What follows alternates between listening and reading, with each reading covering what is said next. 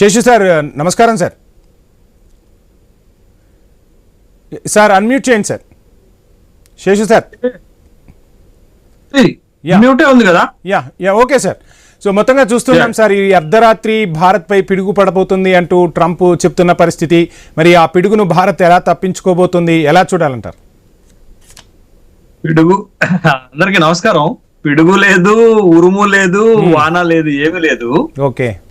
Trump Bharat ని బెదిరించేటటువంటి ప్రయత్నాలు చేస్తున్నాడు.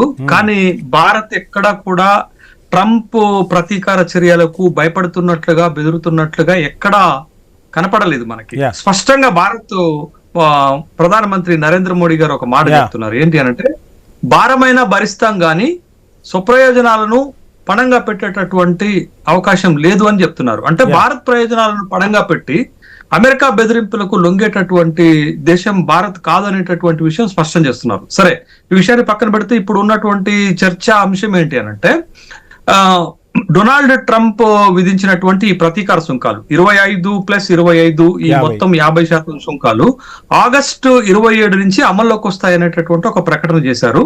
రేపటి నుండి ఇవి అమల్లోకి వస్తున్నటువంటి క్రమంలో ఏంటి, ఎలాంటి ప్రభావం ఉంటుంది, భారత్ పైన ఎంత భారం పడుతుంది, ఈ భారాన్ని తప్పించుకోవడానికి భారత్ చేసేటటువంటి ప్రయత్నం ఏంటది, నిజంగా మరి ట్రంప్ 50% సుంకాలు మన పైన వేస్తాడా, ఆ సాహసం చేస్తాడా అనేటటువంటి ఒక అంశం మీద మనం మాట్లాడుతున్నటువంటి సందర్భంలో, డొనాల్డ్ ట్రంప్ రెండోసారి అమెరికా అధ్యక్షుడు అయిన తర్వాత భారతీయులందరూ భావించింది ఏంటి అనంటే, ఇప్పటి వరకు భారత్ అమెరికా మధ్య ఉన్నటువంటి ద్వైపాక్షిక సంబంధాలు మరింత బలపడతాయని, వాణిజ్య సంబంధాలు కూడా మరింత బలపడతాయని ఆశించాం. కానీ అందుకు విరుద్ధంగా ఇక్కడ ట్రంప్ భారత్ ని ఒక శత్రు దేశంగా భావిస్తున్నట్లుగా మనకు కనపడుతుంది. అనేక సందర్భాల్లో ట్రంప్ ఈ విషయంపై మాట్లాడుతున్న సందర్భంలో ఏమన్నాడంటే, భారత్ మాకు మిత్ర దేశమే కానీ ఒక మంచి వాణిజ్య భాగస్వామి కాదు, మిత్రదేశమే కానీ వాణిజ్యం విషయంలో ఒక మంచి భాగస్వామి మాకు కాదు అనేటటువంటి ఒక అభిప్రాయాన్ని వ్యక్తం చేస్తున్నాడు. ఎందుకనంటే, భారతదేశము అమెరికా నుండి దిగుమతి అవుతున్నటువంటి వస్తువులపైన పెద్ద ఎత్తున టారిఫ్ వేస్తున్నారు, మేము తక్కువ వేస్తున్నాము,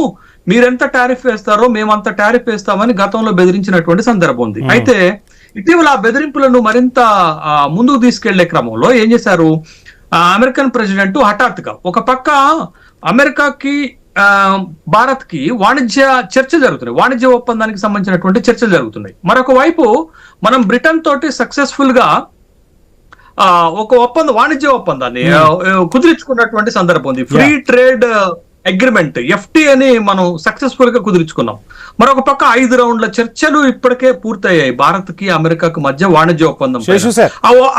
ఆ చర్చలు, ఆ నెగోషియేషన్స్ ఒక పక్క జరుగుతుంటే, ఇంకొక పక్క హఠాత్తుగా భారతదేశం నుంచి ఎగుమతి అమెరికాకు వస్తున్నటువంటి వస్తువుల పైన 25% టారిఫ్ వేస్తున్నాననే ప్రకటనతో పాటు భారత్ రష్యాతో వాణిజ్యం చేస్తున్నందుకు ఇక్కడే నేను ఒక పాయింట్ మాట్లాడదాం అనుకుంటున్నాను. శేష్ సార్, మనం చూస్తున్నాం అంటే ఉక్రెయిన్ యుద్ధానికి భారత్ ఇంధనం సమకూరుస్తుంది రష్యా నుంచి చమురు కొనుగోలు చేయడం ద్వారా అని చెప్పి మొన్న బాంబు పేల్చాడు ట్రంప్. ఇప్పుడు మరలా ఏం చేస్తున్నాడు అంటే, సో మొత్తంగా ఇటు ఉక్రెయిన్ యుద్ధానికి భారత్ ఇంధనం సమకూరుస్తుంది, భారత్ చమురు కొనటం వల్ల ఇంధనం సమకూరుతుంది, యుద్ధం నడుస్తుందని చెప్పిన ట్రంప్ అటు చైనాకు యూరోపియన్ దేశాలకు మాత్రం సుంకాలు విధించకుండా వారిని కాపాడుకుంటున్న పరిస్థితి. సో ఎలా చూడాలంటారు, ఎందుకు భారత్ పై ఇంత అక్కసు? ఇది ఎలా ఉందంటే, ఆడలేక మధ్యలో ఓడు అన్న సామెతగా ఉంది. ఈయన ఎన్నికల ప్రచారంలో ఒక ప్రామిస్ చేశాడు అమెరికన్స్ కి, ప్రపంచానికి. ఏంటి అంటే, నేను అమెరికా అధ్యక్షుడైతే ఉక్రెయిన్ రష్యా యుద్ధాన్ని ఆపేస్తానని చెప్పాడు. బట్ ఈ ఉక్రెయిన్ యుద్ధ విషయంలో రష్యా అధ్యక్షుడు ఆయన మాట వినట్లేదు కాబట్టి రష్యా తోటి ఒక వాణిజ్య భాగస్వామి, కీలకమైనటువంటి భాగస్వామిగా ఉన్నటువంటి భారతదేశాన్ని బెదిరించేటటువంటి ప్రయత్నం చేస్తున్నాడు. ఇక్కడే ఒక మాట, ఇక్కడే ప్రపంచమంతా భారత్ అడుగుతుంది ట్రంప్ ని. ఏమడుగుతుందంటే, ఇప్పుడు మీకు భారత్ వాణిజ్య ఆయిల్ అవసరాల్లో, చమురు అవసరాల్లో మనం 38% రష్యా నుంచి దిగుమతి చేసుకుంటాం. వెరాజ్ చైనా తన చమురు అవసరాల్లో, తన ఆయిల్ అవసరాల్లో 47% దిగుమతి చేసుకుంటుంది రష్యా నుండి. అంటే ఇప్పుడు రష్యా నుండి ఎక్కువ చమురు దిగుమతి చేసుకునేది చైనా. రెండో స్థానంలో 37% మనం దిగుమతి 38% మనం దిగుమతి చేసుకుంటే 47% వాళ్ళు దిగుమతి చేసుకుంటున్నారు. మీరు చైనా పైన ఆంక్షలు విధించకుండా భారతదేశము రష్యా తోటి వాణిజ్యం చేసుకుంటుంది కాబట్టి భారత్ యొక్క ధనంతో, భారత సంపదతోటే ఇవాళ రష్యా ఉక్రెయిన్ యుద్ధాన్ని కొనసాగిస్తుంది. అంటే ఇది ఎంత హాస్యాస్పదమైనటువంటి విషయం. ఇది ఒక బేస్లెస్ ఆర్గ్యుమెంట్ గానే ప్రపంచం మొత్తం చూస్తుంది. భారత్ పైన ఏదో ఒక విధమైనటువంటి కక్ష, ఏదో ఒక విధమైనటువంటి ఆరోపణ చేయాలని అక్కడ ఒక 25%, ఇక్కడ ఒక 25%, మొత్తం 50% టారిఫ్ వేస్తున్నాననేటటువంటి చెప్పిన సంఘటన ఇదొకటైతే, ఇంకొక పక్క 5 రౌండ్ల చర్చలు జరిగిన తర్వాత ఈ ఆగస్టులో వాణిజ్య ఒప్పందం పైన చర్చలు హఠాత్తుగా రద్దు చేశాడు. రావాల్సినటువంటి బృందాన్ని రద్దు చేసేశాడు. అంటే ఇవన్నీ చర్యలు చేయటం ఎందుకు అని అంటే, వాణిజ్య ఒప్పందం సందర్భంగా భారత్ కొన్ని మార్కెట్స్ ని మనం ఓపెన్ చేయమని చెప్తుంది. ఇప్పుడు అదే భారత్ ప్రయోజనాలను పణంగా పెట్టి మనం ఏ దేశంతో వాణిజ్య ఒప్పందం చేసుకునే అవసరం లేదు. ఇవాళ బ్రిటన్ మనతో ముందుకు వస్తుంది, ఇవాళ చైనా మనతో ముందుకు వస్తుంది, రష్యా మనతో ముందుకు వస్తుంది, బ్రిక్స్ కంట్రీస్ మనతో ముందుకు వస్తున్నాయి. ఒక కొత్త మనం అసోసియేషన్ ఏర్పాటు చేయబోతున్నాం, రిక్ అనేటటువంటిది. రష్యా, ఇండియా, చైనా అనేటటువంటి ఒక అసోసియేషన్ ఏర్పాటు చేయబోతున్నాం. ఇవన్నీ ఏర్పాటైతే భారత్ ఒక బలమైనటువంటి దేశంగా ఎదుగుతుంది అనేటటువంటి ఒక అక్కస్సు ట్రంప్ కి ఏర్పడుతున్న సందర్భంలో వాణిజ్య ఒప్పందంలో భారత్ ని లొంగ తీసుకునేటటువంటి ఎత్తుగడ చేస్తున్నాడు. ఆ లొంగ తీసుకునేటటువంటి ఎత్తుగడ ఏంటి అంటే, భారతదేశంలో కీలకమైనటువంటి రంగాలు, వ్యవసాయ ఉత్పత్తులు కావచ్చు, పౌల్ట్రీ కావచ్చు, డైరీ కావచ్చు, టెక్స్టైల్స్ కావచ్చు, వీటన్నిటిని ఓపెన్ చేయమని చెప్తున్నాడు. ఓపెన్ చేస్తే అమెరికా నుంచి దిగుమతి అయ్యేటటువంటి వస్తువులు మన దేశంలో ఉన్నటువంటి ప్రోడక్ట్స్ ని మింగేస్తాయి. అంటే ఈ దేశంలో ఉన్నటువంటి రైతులు, పశుపాలకులు, డైరీ డెవలప్మెంట్ చేసేటటువంటి వాళ్ళు, చిన్న పరిశ్రమలు అమెరికన్ పోటీకి తట్టుకోలేక నష్టపోతాయి.